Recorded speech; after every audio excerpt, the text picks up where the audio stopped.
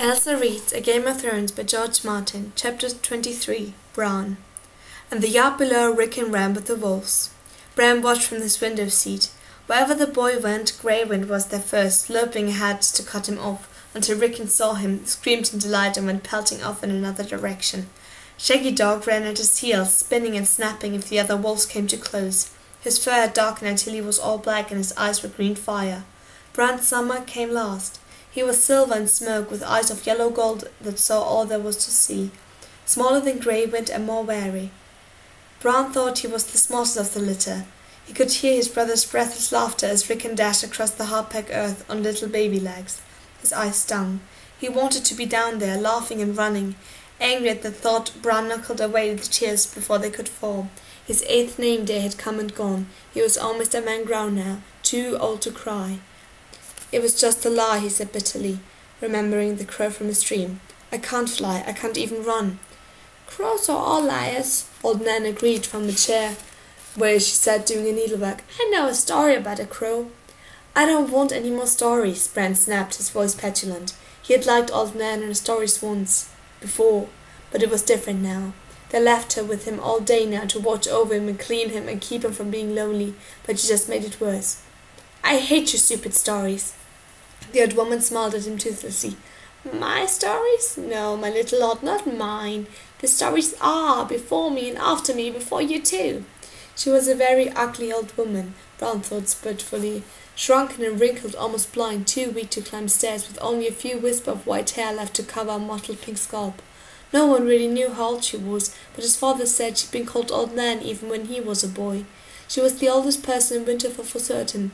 Maybe the oldest person in the 7 Kingdoms. Nan had come to the castles of Wetnose for a Brennan Stark whose mother had died birthing him. He had been an older brother of Lord Rickard, Bran's grandfather, or perhaps a younger brother, or a brother to Lord Rickard's father. Sometimes old Nan told it one way and sometimes another. In all the stories the little boy died at 3 of a summer chill, but old Nan stayed on at Winterfell with her own children. She had lost both her sons to the war when King Robert won the throne, and her grandson was killed on the walls of Pike during Balon Greyjoy's rebellion. Her daughters had long ago married and moved away and died. All that was left of her own blood was Hodor, the simple-minded giant who worked in the stables, but old Nan just lived on and on, doing her needlework and telling her stories.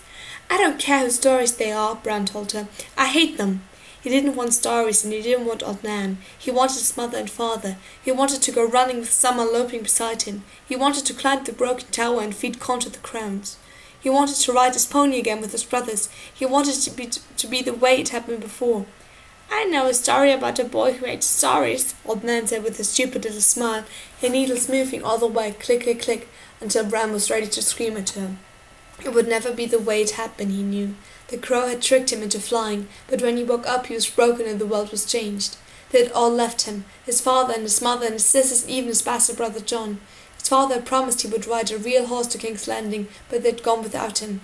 Maester Luwin had sent a bird after Lord Eddard with a message, and another to Mother and a third to Jon at the wall, but there had been no answers. Oft-times the bird's a lost child, the master had told him. There's many a mile and many a hog between here and King's Landing. The message may not have reached them.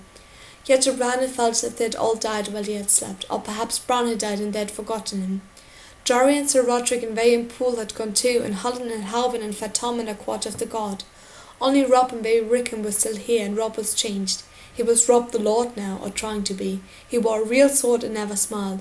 His days were spent drilling the guard and practicing his swordplay, making the yard ring with the sound of steel as Bran watched forlornly from his window. At night he closeted himself with Maester Luwin, talking and going over account books. Sometimes he would ride out with Hallis Marlin, and he'd be gone for days at a time, visiting distant holdfasts. Whenever he was away for more than a day, Rickon would cry and ask Bran if Robb was ever coming back. Even when he was home at Winterfell, Robb the Lord seemed to have more time for Hallis Marlin and Theon Greyjoy than he ever did for his brothers. I could tell you a story of Bran the Builder, old Nan said. That was always your favourite. Thousands and thousands of years ago, Bran the Builder had raised Winterfell and Somerset the Wall. Bran knew the story, but it had never been his favourite. Maybe one of the other Brandons had liked that story. Sometimes Nan would talk to him as if he were her Brandon, the baby she had nursed all those years ago, and sometimes she confused him with his uncle Brandon, who was killed by the Mad King before Bran was even born. She had lived so long, Mother had told him once, that all the Brennus dogs had become one person in her head. "That's not my favourite," she said. "My favourites were the scary ones." He heard some sort of commotion outside and turned back to the window. Rickon was running across the yard toward the gatehouse, the wolves following him, but the tower faced the wrong way for Bran to see what was happening. He smashed a fist on his thigh in frustration and felt nothing.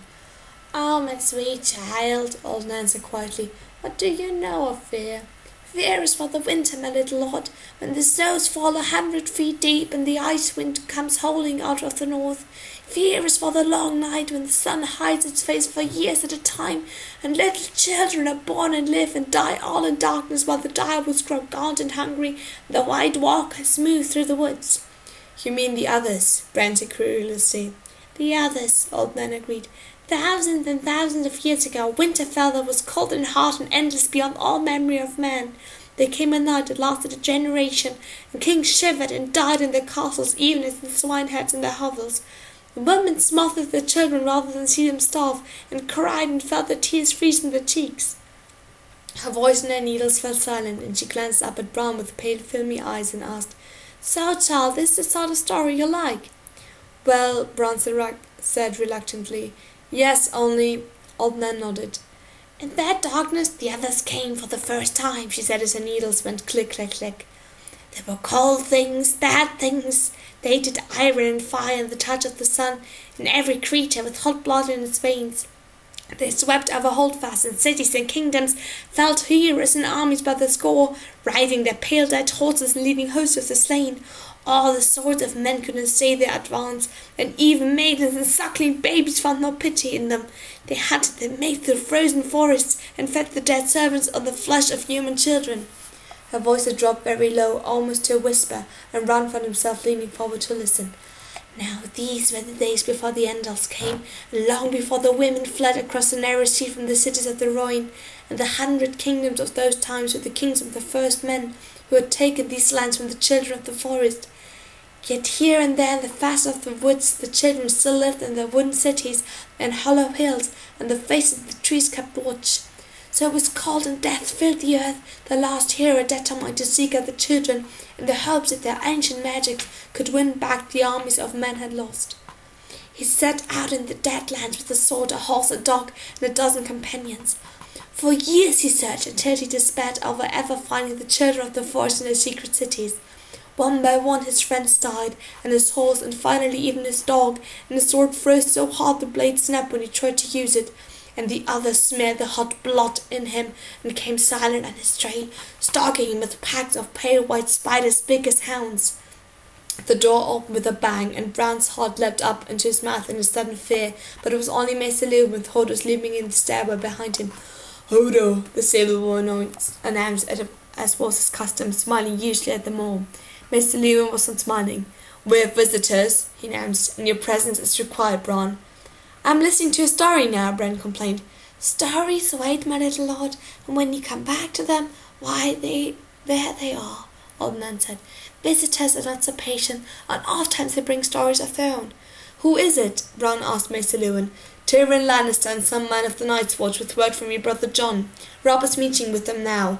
Hodor, will you help Bran down to the hole?" "Hodor," Hodor agreed happily. He ducked to get his great shaggy head under the door. Hodor was nearly 7 feet tall. It was hard to believe that he was the same blood as Old Nan. Bran wondered if he would shrivel up as small as his great-grandmother when he was old. It did not seem likely, even if Hodor lived to be 1,000. Hodor lifted Bran as easy as if he were a bale of hay, and cradled him against his massive chest. He always smelled faintly of horses, but it was not a bad smell. His arms were thick with muscle and matted with brown hair. "Hodor," he said again. Theon Greyjoy had once commented that Hodor did not know much, but no one could doubt that he knew his name. Old Nan had cackled like a hen when Bran told her that, and confessed that Hodor's real name was Walder. No one knew where Hodor had come from, she said, but when he started saying it, they started calling him by it. It was the only word he had. They left Old Nan in the tower room with her needles and her memories. Hodor hummed tunelessly as he carried Bran down the steps and through the gallery, with Maester Luwin following behind, hurrying to keep up with the stable boy's long strides.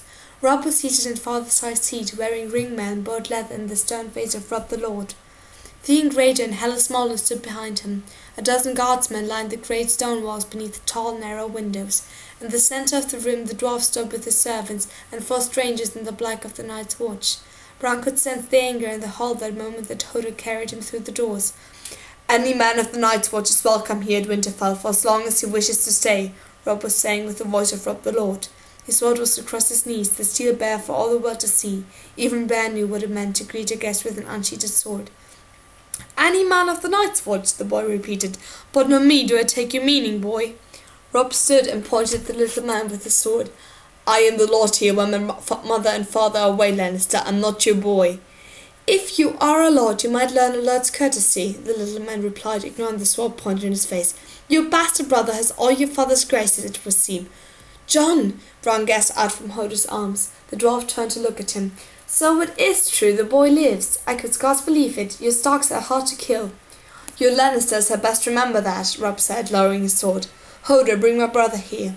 "Hodor," Hodor said, and he turned to forward, smiling, and stared right in the high seats of the Starks, where the lords of Winterfell had sat since the days when they called themselves the kings in the north. The seat was carved heads of direwolves snailed on the ends of its massive arms. Bran clasped him as he sat, his useless legs dangling. The great seat made him feel half a baby. Robb put a hand on his shoulder. You said you had business with Bran. Well, here he is, Lannister." Bran was uncomfortably aware of Tyrion Lannister's eye. One was black and one was green, and both were looking at him and studying him, weighing him. I'm told you were quite the climber, Bran," the little man said at last. "Tell me how it is you happened to fall that day." "I never," Bran insisted. "He never fell. Never, never, never." "The child does not remember anything of the fall or the climb that came before it," said Maester Luwin gently. "Curious," said Tyrion Lannister. "My brother is not here to answer questions, Lannister," Robb said curtly. "Do your business and be on your way." "I have a gift for you," the dwarf said to Bran. "Do you like to ride, boy?" Maester Luwin came forward. "My lord, the child has lost the use of his legs. He cannot sit a horse." "Nonsense," said Lannister. "With the right horse and the right saddle, even a cripple can ride." The word was a knife through Bran's heart. He felt tears come unbidden to his eyes. "I'm not a cripple." "Then I'm not a dwarf," the dwarf said with a twist of his mouth. "My father will rejoice to hear that." Greyjoy laughed. "What sort of horse and saddle are you suggesting?" Maester Luwin asked. "A smart horse," Lannister replied. "The boy cannot use his legs to command the animal, so you must shape the horse to the rider, teach it to respond to the reins, to the voice. I will begin with an unbroken yearling, with no old training to be unlearned." He drew a rolled paper from his belt. "Give this to your saddler, he will provide the rest." Maester Luwin took the paper from the dwarf's hand, curious as a small grey squirrel. He unrolled it, studied it. "I see, you draw nicely, my lord. Yes, this ought to work. I should have thought of this myself. It came easier to me, Maester. It is not terribly unlike my own saddles." "Will I truly be able to ride?" Bran asked. He wanted to believe them, but he was afraid. Perhaps it was just another lie. The crow had promised him that he could fly. "You will," the dwarf told him, "and I swear to you, boy, on horseback you will be as tall as any of them." Robb Stark seemed puzzled. "Is this some trap, Lannister? What's Bran to you? Why should you want to help him?" "Your brother Jon asked it of me, and I have a tender spot in my heart for cripples and bastards and broken things." Tyrion placed a hand over his heart and grinned. The door to the yard flew open. Sunlight came streaming across the hall as Rickon burst in, breathless. The direwolves were with him. The boy stepped by the door, wide-eyed, but the wolves came on. Their eyes found Lannister, or perhaps they caught his scent. Someone began to growl first. Graben picked it up. They padded toward the little man, one from the right and one from the left. "The wolves do not like your smell, Lannister," Theon Greyjoy commented. Perhaps it's time I took my leave," Tyrion said. He took a step backward, and Shaggy Dog came out of the shadows behind him, snarling. Lannister recalled, and someone lunged at him from the other side. He reeled away, unsteady on his feet, and great wind snapped at his arm, teeth ripping at his sleeve and tearing loose a scrap of cloth. "No!" Bran shouted from the high seat of Lannister's men reached for their steel. "Some are here! Some are to me!" The direwolf heard the voice, glanced at Bran and again at Lannister. He crept backward away from the little man and settled down below Bran's dangling feet. Robb had been holding his breath. He let it out with a sigh and called, "Grey Wind!" His direwolf moved to him, swift and silent. Now there were only Shaggy Dog, rumbling at the small man, his eyes burning like green fire. "Rickon, call him!" Bran shouted to his baby brother, and Rickon remembered himself and screamed, "Home, Shaggy! Home now!" The Black Wolf gave Lannister one final snarl and bounded off to Rickon, who walked him tightly around the neck. Tyrion Lannister undid his scarf, mopped at his brow, and said in a flat voice, "How interesting." "Are you well, my lord?" asked one of his men, his sword in hand. He glanced nervously at the direwolves as he spoke. "My sleeve is torn and my breeches are unaccountably damp, but nothing was harmed save my dignity." Even Robb looked shaken. "The wolves, I don't know why they did that. No doubt they just mistook me for dinner," Lannister bowed stiffly to Bran. I thank you for calling them off, young sir. I promise you they would have found me quite indigestible. Now I will be leaving truly." "A moment, my lord," Maester Luwin said. He moved to Robb and they huddled close together, whispering. Bran tried to hear what they were saying, but their voices were too low. Robb Stark finally sheathed his sword. I may have been hasty with you," he said. "You've done Bran a kindness, and well—" Robb composed himself with an effort. "The hospitality of Winterfell is yours if you wish it, Lannister." "Spare me your false courtesies, boy. You do not love me, and you do not want me here. I saw an inn outside your walls in the winter town. I'll find a bed there, and both of us will sleep easier. For a few coppers I may even find a comely wench to warm the sheets for me." He spoke to one of the Black Brothers, an old man with a twisted back and tangled beard. "Doran, we go south at daybreak. You will find me on the road, no doubt." With that he made his exit, struggling across the hall on his short legs, past Rickon and out the door. His men followed. The 4th the Night's Watch remained. Robb turned to them uncertainly. "I have had rooms repaired, and you will find no lack of hot water to wash off the dust of the road. I hope you will honour us at the table tonight." He spoke the words so awkwardly that even Bran took note. It was a speech that he had learned, not words from the heart, but the Black Brothers thanked him all the same. Summer followed them up the tower steps as Hodor carried Bran back to his bed. Old Nan was asleep in a chair. Hodor said "Hodor," gathered up his great-grandmother and carried her off, snoring softly while Bran lay thinking. Robb had promised that he could feast with the Night's Watch in the great hall. "Summer," he called. The wolf bounded up on the bed. Bran hugged him so hard he could feel the hot breath on his cheek. "I can ride now," he whispered to his friend. "We can go hunting in the woods soon. Wait and see." After a time he slept. In his dream he was climbing again, pulling himself up an ancient windowless tower, his fingers forcing themselves between blackened stones, his feet scrabbling over for perches. Higher and higher he climbed, through the clouds and into the night sky, and still the tower rose before him. When he paused to look down, his head swam dizzily and he felt his fingers slipping. Bran cried out and clung for dear life. The earth was 1,000 miles beneath him, and he could not fly. He could not fly! He waited until his heart had stopped pounding, until he could breathe, and he began to climb again. There was no way to go but up. Far above him, outlined against a vast pale moon, he thought he could see the shapes of gargoyles. His arms were sore and aching, but he dared not rest. He forced himself to climb faster. The gargoyles watched him ascend. Their eyes glowed red as hot coals in a brazier. Perhaps once they had been lions, but now they were twisted and grotesque. Bran could hear them whispering to each other in soft stone voices, terrible to hear. He must not listen, he told himself. He must not hear. So long as he did not hear them, he was safe.